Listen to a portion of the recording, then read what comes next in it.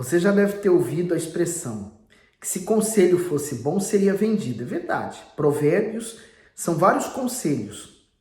Se fosse para ser vendido, muita gente estaria rico. Bom, hoje Provérbios 6, vamos ver se chegamos ao 7. Vamos pedir primeiro a direção de Deus. Senhor, meu Deus, que o Senhor nos abra e nos dê o entendimento para a Tua palavra, nos fazendo entender a Tua vontade através dela. Assim como o Senhor falou através do Teu servo, Ele escreveu o livro de Provérbios, hoje nos ensina a como devemos ser e nos comportar para termos a vida longa como está prometido. Amém. Versículo 1 do capítulo 6. Filho meu, se ficaste por fiador do teu companheiro, se deste a tua mão ao estranho, e te deixaste enredar pelas próprias palavras, e te prendeste nas palavras da tua boca, faze, pois, isto agora, filho meu. Livra-te, já que caíste nas mãos do teu companheiro, vai, humilha-te e importuna o teu companheiro. Não des sono aos teus olhos, nem deixes adormecer as tuas pálpebras. Livra-te como a gazela da mão do caçador e como a ave da mão do passarinheiro. Um comentário do 1 ao 5, fiador. No passado, assim como hoje havia a prática de exigir um avalista para garantir o pagamento de uma dívida, aquele que aceitava ser o fiador assumia a responsabilidade de quitá-lo, caso o outro não saudasse. Por saber dos transtornos que isso acarreta a vida de uma pessoa, o pai alerta o filho quanto ao perigo de colocar em risco seu patrimônio por causa de terceiros. No entanto, muitas pessoas ignoram esse alerta e hoje se encontram com graves problemas financeiros. De forma imprudente, muitos emprestaram seu nome para socorrer um amigo e estão agora entre os maus pagadores, sem contar aqueles que até já decretaram falência, porque um dia confiaram excessivamente em terceiros. Não é sábio garantir o pagamento de contas de outras pessoas quando não há certeza do compromisso e da responsabilidade delas. É melhor enfrentar um mal-estar passageiro recusando-se a assumir tais compromissos do que um grande e duradouro problema depois. Quando a pessoa ela é fiadora, ela está emprestando o nome, né? E, por exemplo, quantas pessoas dentro da igreja já fizeram isso, né? Confiaram, disseram, olha, se essa pessoa está dentro da igreja é porque ela é honesta, então vou confiar nela. Confiaram na pessoa errada, tiveram problemas no futuro. Daí não é bom e nem é inteligente você fazer negócios, por exemplo, com pessoas da igreja, porque normalmente, né, digamos que 90% dos casos as pessoas misturam a fé, a igreja que elas participam, com o negócio que elas fazem.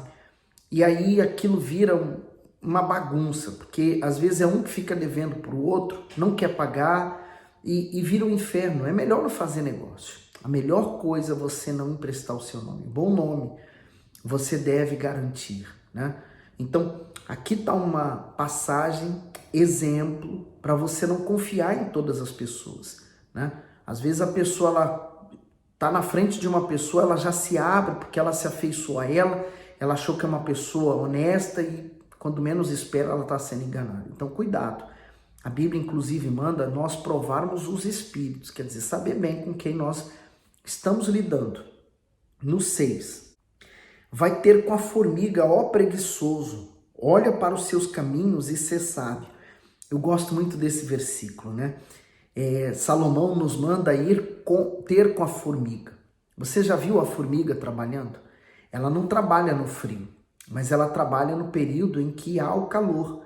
Então ela vai em busca do mantimento, ela faz longas caminhadas em busca do seu mantimento, levando para o ninho, e no tempo frio, no tempo em que não é propício elas saírem do ninho, então elas estão abastecidas. Então ele fala, vá trabalhar, olhe para a formiga, tenha ela como um exemplo, né, a ser seguido. No 7, pois ela, não tendo chefe, nem guarda, nem dominador, prepara no verão o seu pão, na cega junto o seu mantimento. Ó preguiçoso, até quando ficarás deitado? Quando te levantarás do teu sono? Isso às vezes nos dá vontade de falar para algumas pessoas, né? Que elas estão tão acomodadas com a situação delas que elas não reagem para mudar. E Deus está aqui falando, né? Muito forte e severamente para aqueles que não tomam uma atitude em relação à vida delas. O comentário que o bispo faz dos 6 ao 9, né? As formigas são um exemplo de trabalho e organização. Mesmo sem um líder que lhes atribua tarefa, elas se esmeram dia e noite para que na escassez tenham mantimento suficiente para a sua sobrevivência. Não é isso o que acontece com a pessoa preguiçosa? Esta, ao contrário, não termina o que começa, adia o que tem para fazer e não se esforça para conseguir o que precisa. Quem age assim tem a vida parada, porque não faz a mínima questão de se empenhar para progredir. No 10, um pouco a dormir, um pouco a tosquenejar, um pouco a repousar de braços cruzados. Assim sobrevirá a tua pobreza como o meliante e a tua necessidade como homem armado. Olha, dispensa até explicações, né?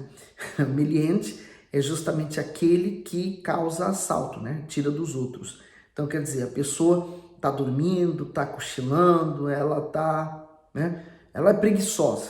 Essa é a realidade. Ela tem condições de acordar cedo, de investir nela. Por exemplo, às vezes a pessoa ela trabalha em horários diferentes, ela poderia usar aquele horário pela manhã ou horário pela tarde e investir num curso, aperfeiçoar uma língua diferente, né? E às vezes ela é super acomodada e ela deixa as coisas andarem. O comentário diz: desperdício de tempo. Uma das ilusões de muitas pessoas é acreditar que o tempo está a seu favor. Desperdiçam tanto as horas da sua vida que não percebem que ela está passando na mesma velocidade dos ponteiros e não notam que, junto com o tempo desperdiçado, com a inutilidades, muitas oportunidades também são perdidas. Um despertamento urgente é necessário para que a vida deixe de ser apenas contemplada para ser inteiramente vivida. E agora no 12, o homem mau, o homem iníquo tem a boca pervertida, acena com os olhos, fala com os pés e faz sinais com os dedos. Há no seu coração perversidade, todo o tempo maquina o mal, anda semeando contendas. Por isso a sua destruição virá repentinamente, subitamente será quebrantado sem que haja cura. Tem pessoas que elas fazem os sinais feios com as mãos para as outras pessoas. Aqui está bem claro, né?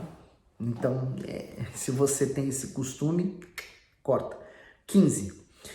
Pessoas más. Desculpa, o comentário do 12 ao 15.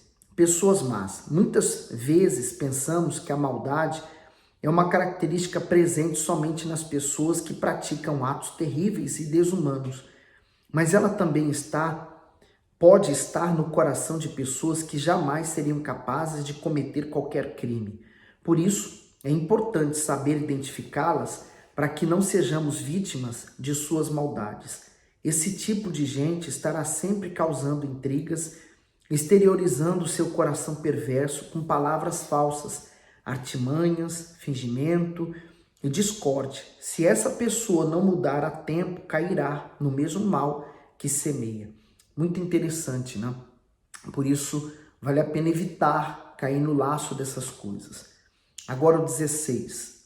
Estas 6 coisas o Senhor odeia, e a 7ª a sua alma abomina: olhos altivos, língua mentirosa, mãos que derramam sangue inocente.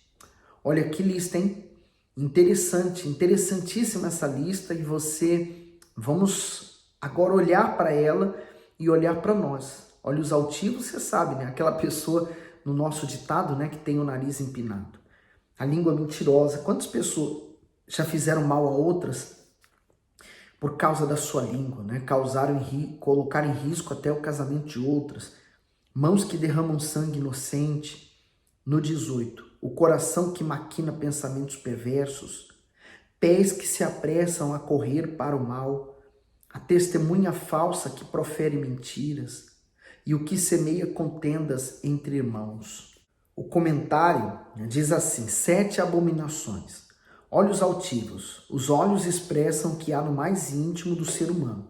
Ainda que a boca diga algo, eles têm a capacidade de expor a sinceridade, a dissimulação ou a arrogância dentro de cada pessoa. Mentira, por ser o oposto da verdade, contraria e distorce tudo que é reto. Morte de inocente. Isso significa que o inocente pode morrer literalmente por meio da violência ou interiormente ao ter seus sonhos e a sua autoestima destruído pelo ódio, pela inveja e pela injustiça de alguém. 1 João 3,15 diz: qualquer que odeia seu irmão é homicida. E vós sabeis que nenhum homicida tem a vida eterna permanecendo nele. Eu destaco essa palavra, né? Permanecendo nele.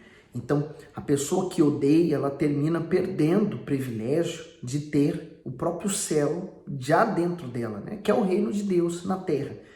E depois, quando nós morremos, nós vamos para o reino dos céus. Pensamentos perversos, continuando o texto. As intenções do ser humano estão escondidas no seu íntimo e influenciam diretamente os seus pensamentos. Quando as intenções são perversas, revelam um coração rebelde incapaz de ver o resultado alheio. Pés que se apressam para fazer o mal. Mais do que praticar o mal, essa conduta envolve maquinar, trair e agir com injustiça contra alguém. Falsa testemunha que propaga difamações. O único interesse dessa pessoa é prejudicar o próximo. Incitação de contendas. O coração de quem semeia contendas é malicioso e cheio de iniquidade. Por isso não encontra dificuldades para fofocar, mentir, causar confusão e até destruir relações. Vemos que qualquer pessoa pode ser capaz de cometer essas abominações contra Deus e contra o próximo. Por isso é fundamental nos avaliarmos constantemente a fim de evitarmos que essas práticas destruam a nossa vida e a vida de alguém. Veja quão importante é o livro de Provérbios, né? E quantas coisas sábias nós podemos tirar de exemplo para nós e seguirmos. Se você quer viver uma vida reta, que agrada a Deus, aqui, vamos dizer assim, né? Que Provérbios é um banquete, né? Para aquele que está buscando agradar a Deus. No 20, filho meu, guarda o mandamento de teu pai e não deixes a lei da tua mãe. Atas ao pescoço, ao teu coração e pendura-os ao teu pescoço. Então, ele guardar o mandamento, é um mandamento com promessa, né? De honrar o pai e a mãe e o prolongar-se da vida. No 22, quando caminhares, te guiará. Quando te deitares, te guardará. Quando acordares, falará contigo. Porque o mandamento é lâmpada e a lei é luz. E as repreensões da correção são o caminho da vida. O comentário diz: os conselhos divinos são lâmpadas e luz para aqueles que os praticam. O mundo coloca um descrédito os mandamentos de Deus e impõe suas teorias como um caminho bom para ser seguido. Porém, aquele que se submete ao que o Altíssimo diz e aceita suas repreensões, anda pelo verdadeiro caminho que conduz à vida plena e eterna. Andar corretamente, andar segundo a palavra de Deus é andar na luz. O problema do mundo de hoje é que ele quer andar nas trevas, né? Porque se a luz for exposta, vai expor o que eles fazem. Eles não querem ser expostos. Então nem todo mundo quer vir à igreja, nem toda gente quer se converter, nem todo mundo quer buscar a Jesus, porque quer continuar vivendo sua vida do seu jeito. Nós entendemos assim. 24. Para te guardarem da mulher vil e das lisonjas da estranha, acrescenta o homem para a mulher também. Não cobices no teu coração a sua formosura, nem te prendas aos seus olhos. O comentário diz atração e cobiça. Muitos se iludem com a beleza de uma pessoa e acabam se inclinando a um forte sentimento de paixão. Entregam-se tanto que ignora qualquer risco e aí surgem os inúmeros problemas sentimentais. Adultério, gravidez indesejada e frustração são apenas algumas consequências de um envolvimento amoroso baseado apenas na atração física, Quem se entrega ao fascínio dos olhos e do coração é um forte candidato a sofrer decepções. Porque por causa de uma prostituta se chega a pedir um bocado de pão, e a adúltera anda à caça da alma preciosa. Olha só, a alma preciosa. Todos que se convertem a Deus se tornam para o diabo uma alma preciosa. Porque quando você vive o pecado, você está nos braços, né? Ou vivendo de acordo com a vontade do diabo. Então, ele não tem interesse nessa pessoa porque já pertence a ele. Mas quando uma pessoa passa a ser importante e amada por Jesus Cristo, essa pessoa passa a ser do interesse do diabo. Então, ele vai rondar essa pessoa para tirá-la da fé. No 27, porventura tomará alguém fogo no seu seio, sem que suas vestes se queimem? Ou andará alguém sobre brasas sem que se queime os seus pés? Assim ficará o que entrar a mulher do seu próximo. Não será inocente todo aquele que a tocar. Não se injuria o ladrão quando furta para saciar-se tendo fome. E se for achado, pagará o tanto 7 vezes. Terá de dar todos os bens da sua casa. Assim, o que adultera com uma mulher é falto de entendimento. Aquele que faz isso destrói a sua alma.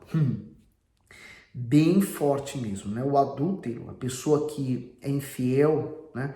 Ela trai uma pessoa, é falta de entendimento. Para não chamar de outro nome. E aquele que faz isso destrói a sua alma, porque a pessoa está se condenando, né? A escolha dela está condenando ela. 33. Achará castigo e vilipédio, e o seu opróbrio nunca se apagará. Porque os ciúmes enfurecerão o marido, de maneira nenhuma perdoará no dia da vingança. Não aceitará nenhum resgate, nem se conformará por mais que aumentes os presentes. O comentário do 34, crimes passionais. Esse assunto é uma realidade tão preocupante que até mesmo a Bíblia faz questão de mostrá-lo para nos alertar. Não há como prever a reação de uma pessoa que se sente injustiçada por uma traição. Por isso, o bom senso aconselha que, ainda que a tentação seja grande, evitar o adultério é uma atitude inteligente, porque preserva não somente a família, mas também a reputação e a própria vida. A questão dos ciúmes, a infidelidade, a paixão, são elementos que são destrutivos, porque o ciúmes pode provocar a morte de outro terceiro. A paixão, ela é tão avassaladora dentro de uma pessoa que ela pode amar com uma intensidade extrema e ela pode odiar também de uma forma grandiosa. Então, a paixão, ela leva você a 2 extremos perigosos.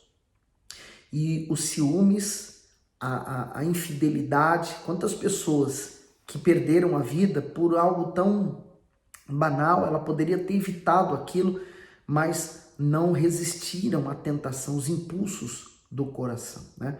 Eu lembro de uma história de um homem que matou o outro, enforcado, porque na hora da briga dos dois, ele pegou um copo com água, jogou na cara do outro e ele, como reação, ele enforcou a outra pessoa. Então, no julgamento do que ficou vivo, né, o que havia jogado água no rosto do outro, então, eu lembro de uma causa, né, de um tribunal que aconteceu, um homem, ele matou o outro. Qual foi a causa? Eles estavam brigando e um deles pegou uma água e lançou no rosto do outro. E o que teve a água no seu rosto, num ímpeto de fúria, de raiva, de ódio, matou o outro. E ele foi a tribunal. Então o advogado de acusação o acusava da morte daquele homem tão perversamente. E o advogado de defesa, por mais argumentos que ele pudesse usar, ele tentava de alguma forma fazer com que pudesse entender que ele foi em legítima defesa, né, pelo que aconteceu. Mas estava difícil, o juiz estava renitente, o advogado da acusação estava ganhando, mas ele teve uma ideia. Quando ele estava falando contra o advogado da acusação, Ele pegou um copo com água e jogou contra o advogado da acusação. Ele se levantou no ímpeto de fúria e ele virou-se para o juiz e falou: juiz, tem que ter uma atitude para com ele, olha o que ele fez, ele me desrespeitou, ele jogou água no meu rosto. E o juiz então se levantou e falou: você vai ser preso. Ele falou assim: eu quero dar uma explicação. Diante do que eu fiz, o senhor juiz pôde ver a reação dele, né? Ninguém aceita o que isso aconteceu. O que o meu cliente fez foi errado ao ter matado ele, mas o que o outro rapaz fez em jogar água fez ele tomar uma atitude precipitada da qual ele se arrepende. Bom, o que o advogado falou e fez provou que o réu que estava ali sendo julgado era inocente, né? Inocente, pagou, né, pelo crime que ele cometeu, por ter cometido, mas não porque ele tinha essa intenção de matar, né? Não foi preso, foi solto, mas pagou em liberdade a sentença. Enfim, isso nos prova que por vezes é importante nós nos colocarmos também no lugar do nosso próximo. O ciúme sufoca, a paixão também. A fidelidade destrói. Se você está sofrendo uma dessas coisas, todas as quintas-feiras na Igreja Universal nós temos a terapia do amor, que vai ajudar você a superar esses traumas, vai ajudar você a superar esse sentimento e colocar um fim a essa situação. Busque ajuda, ainda há tempo de você recuperar e ainda ser muito feliz na vida amorosa, tá bom? Bom, o capítulo de hoje foi um pouco extenso, nós seguimos ainda lendo o livro de Provérbios, tá bom? E aí, gostou do conteúdo? Dá o seu gosto, não deixa de dar o seu gosto. Vamos mandar esse vídeo para alguém, talvez você conheça pessoas que estão vivendo um dilema como esse na vida sentimental ou até pessoal. Manda para essa pessoa, vamos incentivar as pessoas a lerem a Bíblia. Põe nos comentários se Deus falou consigo, tá bom? Fique bem.